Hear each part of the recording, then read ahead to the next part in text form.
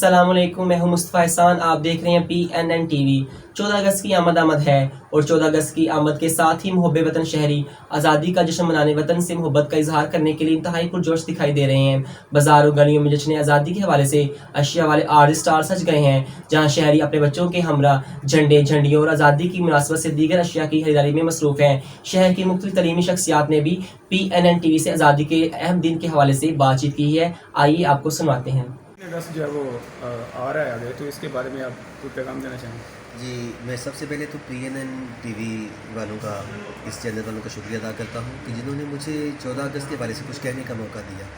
बात यह है कि 14 अगस्त का दिन इजहार तशक्कुर का दिन है, इजहार मुसरत का दिन है।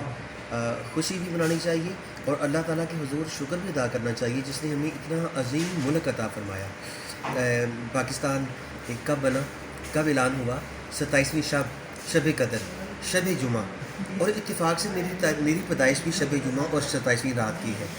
अच्छा, ये दूसरा, मदीना शरीफ के बाद ये पाकिस्तान दूसरा खिता है जो किसी नज़रिया की बुनियाद में मार्ज़ वजूद में आया। और तीसरा ये कि वो 26 फल और सब्ज़ियाँ जिनका ज़िक्र कुरान पाक में आता है, वो सारे के सारे फल और सब्ज़ियाँ पाकिस्तान में पाए जाते हैं, यहाँ उगते हैं, और पाकिस्तान में सारे सीज़न मौजूद हैं। पाकिस्तान पे ख़ास अल्लाह का फजल है, हमें पाकिस्तान की कदर करनी चाहिए।